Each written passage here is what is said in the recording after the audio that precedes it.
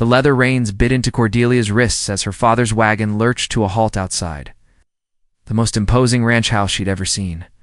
Her swollen belly pressed against the rough wooden seat, and she could feel the baby stirring restlessly. As if sensing the tension crackling through the autumn air of Millbrook Valley, "Get out," her father, Jeremiah Ashford, spat without looking at her. His weathered face remained fixed on the towering figure emerging from the ranch house shadows. "You made your bed with that worthless drifter. Now lie in it with a real man." Cordelia's heart hammered as she struggled down from the wagon, her condition making every movement awkward. The man approaching them seemed to block out the sun itself fizzily. 6.5 feet tall, with shoulders broad enough to carry the world. His hair fell in dark waves to his collar, and his eyes held the color of storm clouds gathering over wheat fields. "Maverick Thornfield," her father called out, his voice taking on an oily, businesslike tone. "As we discussed, she's carrying another man's child, but she's strong stock, good breeding hips, and she can work." Cordelia's cheeks burned with humiliation. Being bartered like livestock was the final degradation in a string of punishments that had begun the moment her father discovered her pregnancy. The baby's father, a charming traveling musician named Quinn, had vanished the instant he learned of her condition, leaving her to face the wrath of one of Millbrook Valley's most rigid patriarchs. Maverick's penetrating gaze swept over her, and Cordelia braced herself for the same disgust she'd grown accustomed to seeing in every face around town. Instead, something unexpected flickered in those storm-gray eyes. Something that might have been ... compassion. "The agreement was for a wife," Maverick said, his voice a low rumble that seemed to vibrate through her bones. "It's not a transaction." In human misery, Jeremiah's face reddened. "Don't you go soft on me now, Thornfield." Shook hands on this deal. "You need a woman to tend your house, and I need this shame removed from mine. She's damaged goods now, but she'll serve your purposes." "Pa, please," Cordelia whispered, her voice barely audible. But her father had already climbed back onto his wagon. "Don't you dare come crawling back to my door," Jeremiah snarled at his daughter. "You're dead to me now. This giant can have you and your bastard child." The wagon wheels kicked up dust as he drove away without a backward glance. Cordelia stood, alone in the yard, clutching her few possessions in a patched carpet bag, feeling utterly abandoned. "Achie!" The baby kicked hard against her ribs and she winced. Placing a protective hand over her belly, Maverick stepped closer, and she flinched instinctively. But instead of grabbing her roughly as she expected, he gently took the bag from her trembling hands. "You must be exhausted," he said softly. "Let's get you inside and comfortable. We can figure out the rest later." His unexpected kindness nearly broke her composure entirely.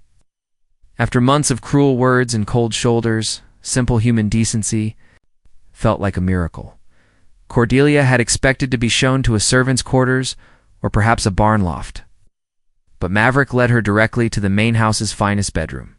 Sunlight streamed through lace curtains, illuminating a 4-poster bed that looked softer than any cloud.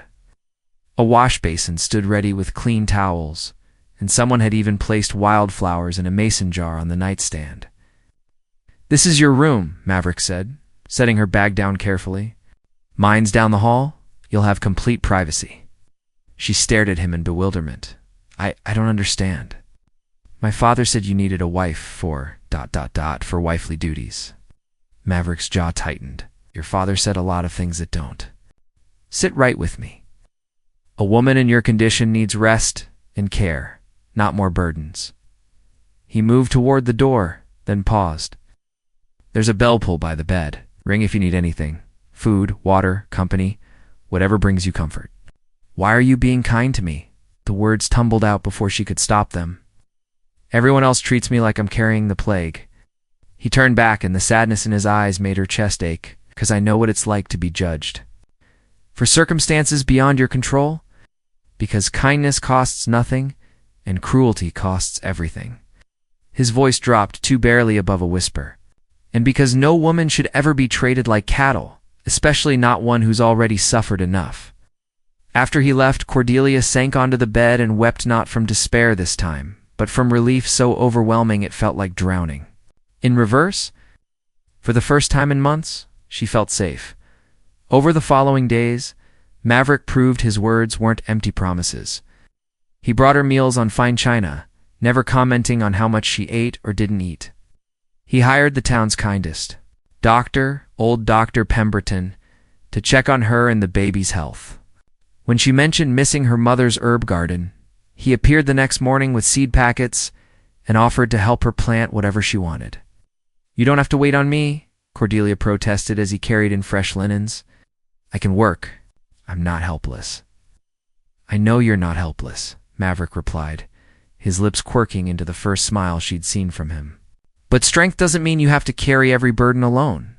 Let someone help you for once." The concept was so foreign that she almost argued further. But the genuine warmth in his expression stopped her. When had anyone ever offered to share her load instead of adding to it? As autumn deepened into winter, an unexpected companionship bloomed between them. Maverick would sit by the fireplace in the evenings, reading aloud from books of poetry and adventure stories, while Cordelia mended clothes or worked on knitting tiny booties. Sometimes they would talk late into the night about everything and nothing: his dreams of expanding the ranch, her memories of helping her mother tend sick neighbors, their shared love of watching storms roll across the valley. Never once did he make her feel like an obligation or a burden. Never once did he treat her as anything less than a guest worthy of respect and consideration. The first snow of winter brought unexpected visitors to the Thornfield Ranch. Cordelia was tending the kitchen stove when she heard horses approaching, followed by loud, rough voices that made her blood run cold. Through the window, she watched 3 men dismount, the kind of men whose very presence seemed to poison the air around them. Maverick emerged from the barn, his posture instantly alert and defensive. Even from a distance, Cordelia could see the tension radiating from his massive frame as he faced the unwelcome guests. "Well, well," called out the leader, a weasel-faced man with gold teeth that glinted when he smiled. "If it ain't the gentle giant himself. Heard you got yourself a wife, Thornfield. Real interesting timing, considering what we know about you."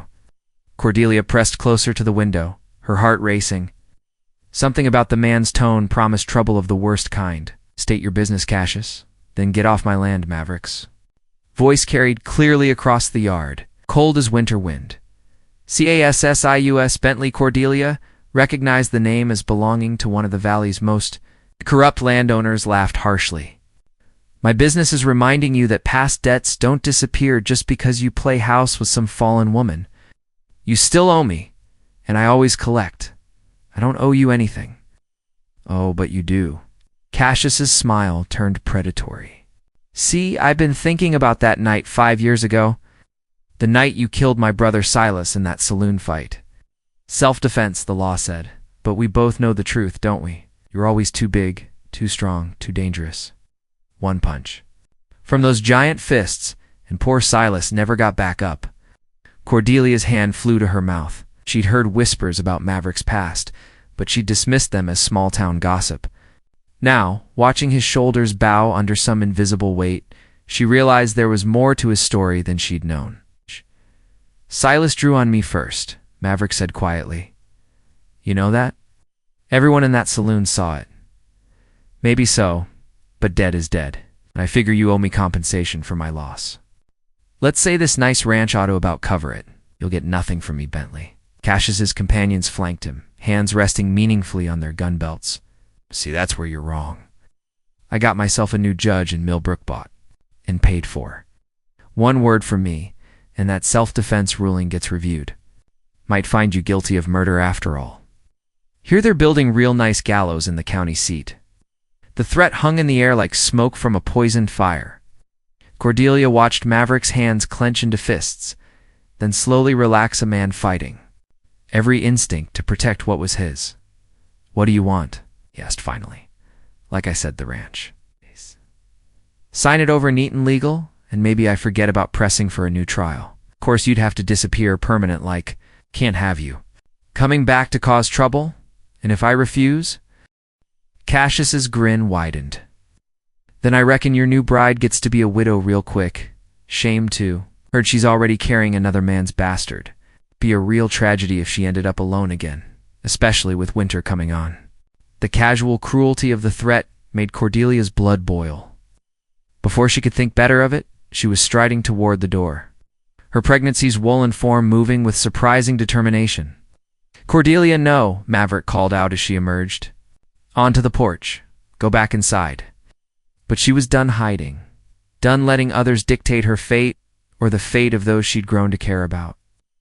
"You must be the famous fallen woman," Cassius drawled, his eyes raking over Cordelia's form with obvious disdain. "Real touching, how the giant took in damaged goods. It almost makes a man believe in charity."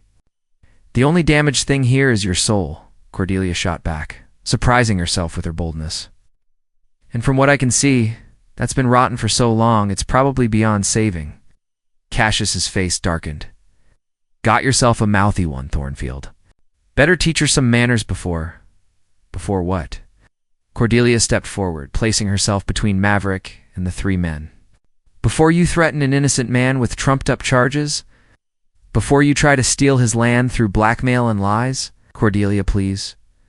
Maverick moved to shield her, but she held her ground. "No, Maverick. I'm tired of good people suffering while snakes like this one prosper." She fixed Cassius with a stare that could have melted steel. "You want to know something interesting about your brother Silas? He was the one who got me with child." The admission hit like a thunderclap. Even Maverick stared at her in shock. Cassius's mouth fell open. That's impossible." Silas never mentioned. Of course he didn't. Men like him never do. Cordelia's voice grew stronger with each word. "He charmed me, made me promises, then vanished the moment I told him about the baby. Left me to face the shame alone while he drank and gambled his way through every saloon. In the territory, you're lying." But uncertainty flickered in Cassius's voice. "I ask anyone in Millbrook about Quinn the musician? Ask them to describe him, his height, his build, that scar on his left hand from a bar fight in Denver? Ask them about the songs he sang and the lies he told. Then ask yourself why those details match your brother Silas so perfectly." Maverick's sharp intake of breath told her he was piecing together the truth. Quinn had been Silas Bentley in disguise, working the circuit of small towns where nobody knew his real name. "So you see," Cordelia continued remorselessly, "when Maverick killed your brother, he was ridding the world of a man who destroyed women for sport. A man who left me pregnant and abandoned while he moved on to his next victim. You're precious. Silas was exactly the kind of vermin who deserved what he got." Cassius's face had gone white with rage. "Even if that's true, and I ain't saying it is, it don't change nothing. Thornfield still owes me, and I still got that judge in my pocket." "Actually, you don't." The new voice came from behind the three men. Cordelia's heart leaped as she recognized Dr. Pemberton riding up with two other men, Sheriff Hawkins and Judge Morrison from the county seat. "Afternoon, Cassius," Sheriff Hawkins said pleasantly. As he dismounted, "Funny thing happened this morning. Got a wire from the territorial governor's office. Seems there's been some irregularities in Judge Whitmore's recent appointments. He's been suspended pending investigation for taking bribes." Cassius's face went from white to gray. "I don't know what you're talking about." "Of course you don't, Judge," Morrison spoke up. "It's just like you don't know about the payments we found in Whitmore's accounts. Payments that trace right back to you, Mr. Bentley. Amazing how careless, corrupt men get with their bookkeeping." Dr. Pemberton cleared his throat. "I took the liberty of inviting Judge Morrison out here after Mrs. Thornfield sent word about your visit. Seems she had some concerns about your intentions." All eyes turned to Cordelia, who lifted her chin defiantly. "I may be carrying another man's child, but I'm not stupid. I heard enough threats through that window to know when someone needed help." Sheriff Hawkins stepped forward, his hand resting casually on his gun belt. "Cassius Bentley, you're under arrest for attempted extortion, bribery of a public official, and conspiracy to commit fraud. You have the right to remain silent, though I suspect you'll want to save your breath for explaining this mess to a jury." "This is ridiculous," Cassius sputtered, but his bravado was cracking like ice in spring. "You can't prove nothing, actually." "We can." Judge Morrison pulled out a thick folder of documents. "Your friend Judge Whitmore kept very detailed records of your arrangement. Seems he was planning to blackmail you with the evidence if you ever stopped paying him. And all that." Cassius's two companions were already backing toward their horses, clearly wanting no part of whatever punishment awaited their leader. The sheriff made no move to stop them. Small fish weren't worth the effort when you'd caught the shark. Cassius's voice took on a desperate edge as the handcuffs clicked around his wrists. You don't understand. Thornfield is dangerous. That night in the saloon was witnessed by 12 people, all of whom testified that Silas Bentley drew first. Sheriff Hawkins interrupted. The case was investigated thoroughly, and the verdict was righteous. Self-defense, plain and simple. But he's too strong, too dangerous. So's a bull. But we don't hang bulls for protecting themselves when someone pokes them with a stick, Dr. Pemberton observed dryly. Maybe if your brother hadn't made a habit of starting fights with men twice his size, he'd still be alive to face justice for his other crimes. As the sheriff led Cassius away, his parting words carried clearly across the yard. This ain't over. Thornfield, I got friends, connections. Someone'll make you pay for what you did to my family. Judge Morrison shook his head sadly. Empty threats from a desperate man. Cassius Bentley's connections are mostly in jail or running for the hills. Right now, his criminal network is finished. After the visitors departed, leaving behind only the settling dust and the blessed silence of peace restored, Maverick and Cordelia stood alone in their yard. The confrontation had lasted less than an hour, but it felt like they'd lived through years of uncertainty and fear. You could have been killed, Maverick said softly, his voice rough with emotion. Putting yourself between me and those men, that was the bravest, most foolish thing I've ever seen. Someone had to stand up for you, Cordelia replied, suddenly feeling shy now that the adrenaline was fading. You've shown me nothing but kindness. I couldn't stand by and watch them destroy you with lies about what you said. About Silas. Being the father. She nodded, her hand instinctively moving to cradle her swollen belly. I wasn't certain until today, but the more I thought about it, the more the pieces fit. The timing, the description, even some of the songs he sang, they were Silas Bentley originals, apparently. Quinn the musician was just another mask he wore to hide his real nature. Maverick was quiet for a long moment, processing this revelation. Finally, he asked, Does it change how you feel about the baby, knowing who the father really was? Cordelia considered the question seriously. No, she said at last.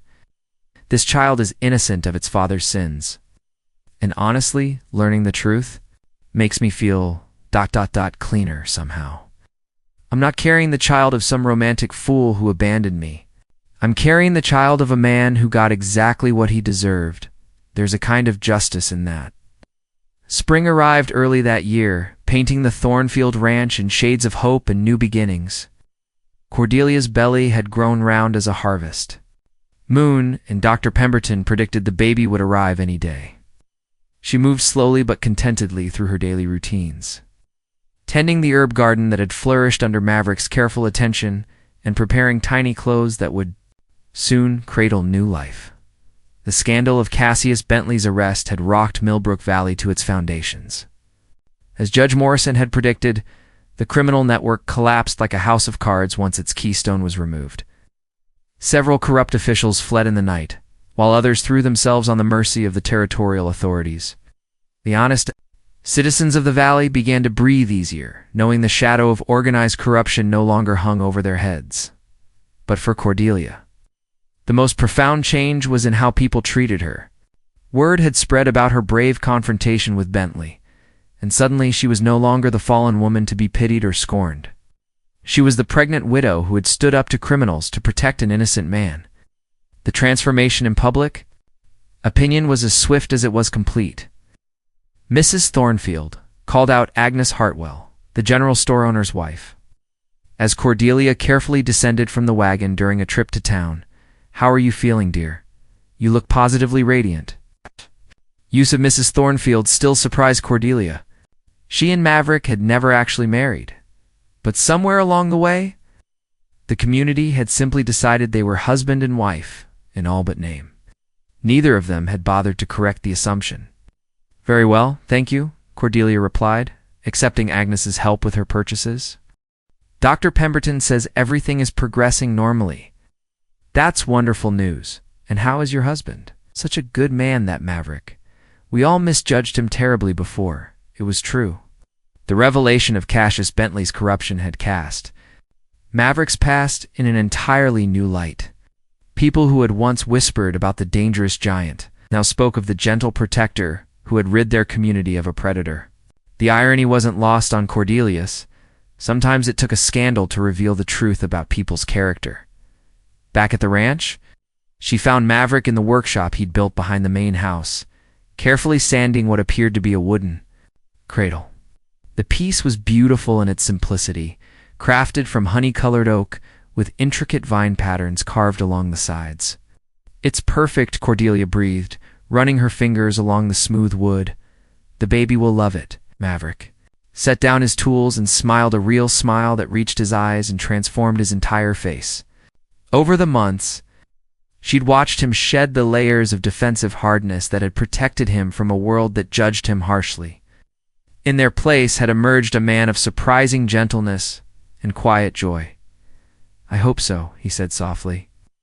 "I never thought I'd have the chance to make something like this. Never thought I'd have a family to make it for." The word family hung between them, loaded with unspoken possibilities. They had never discussed the future beyond the baby's birth, never defined what they meant to each other or what their arrangement would become when she was no longer in need of his protection. Words were cut off by a sudden sharp pain that doubled her over. Water pooled at her feet, and she realized with a mixture of excitement and terror that the time had come. "The baby," she gasped, gripping his arm for support. "It's coming."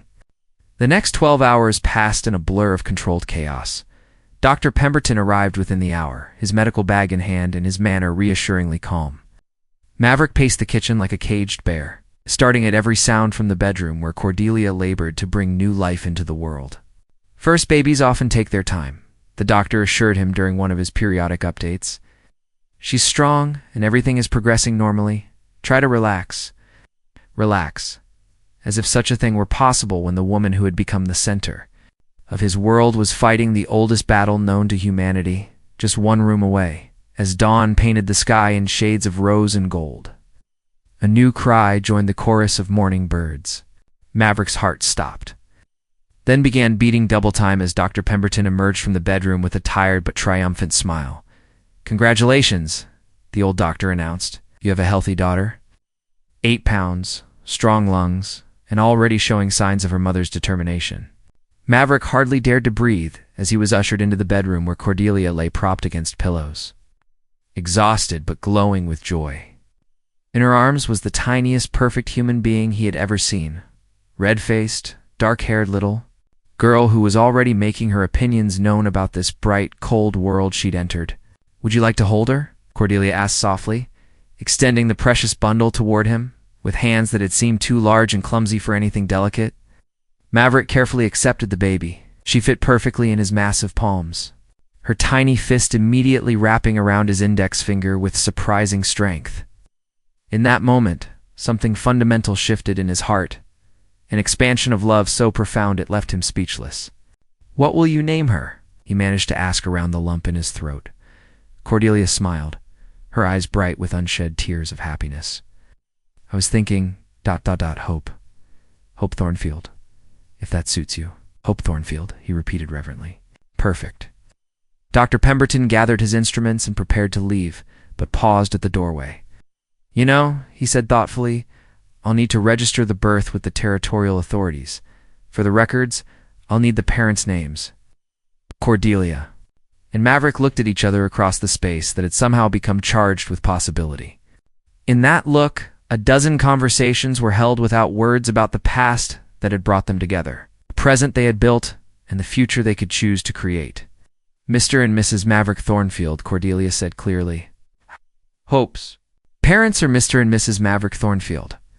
The doctor nodded approvingly and made his notes. After he left, promising to return in a few days to check on mother and child, the new family settled into the peaceful quiet of their home. "Are you sure?" Maverick asked, as he rocked baby Hope by the window, watching her tiny face scrunch in sleep. "About the name? About ... everything?" Cordelia watched her unlikely protector, now her chosen partner, cradle the child who would never know the cruelty of her biological father. She thought about the journey that had brought them here. Her father's heartless betrayal, her own desperate circumstances. Maverick's unexpected kindness that had bloomed into something deeper and more precious than either of them had dared hope for.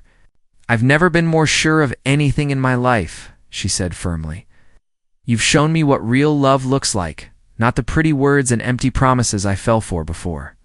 That chooses to stay when staying is hard." Maverick moved to sit beside her on the bed, baby Hope still secure in his arms. "I love you, Cordelia. I love you, and I love this little girl, and I want to spend the rest of my life proving that some punishments turn out to be the greatest blessings imaginable." As if in agreement, baby Hope opened her eyes bright blue like her mother's and seemed to smile before drifting back to sleep. Outside, the spring sun climbed higher in the sky, warming the earth and promising good things for the growing season ahead. The woman who had been given away as punishment had found something her father's twisted sense of justice could never have intended: a love built on respect, kindness, and the shared understanding that the best families are often the ones we choose rather than the ones we're born into. In the years that followed, the Thornfield Ranch would become known throughout the valley for its generous hospitality, its prosperous crops, and the laughter of children playing in sun-drenched fields. Cordelia and Maverick would add 3 more children to their family, and Hope would grow up never knowing she wasn't born a Thornfield, surrounded by siblings who loved her and parents whose love story had become legend in Millbrook Valley. But that bright morning, as the 3 of them sat together in the gentle light of new beginnings, all that mattered was the perfect peace of a family finally complete, and the knowledge that sometimes the most beautiful flowers grow from the darkest soil.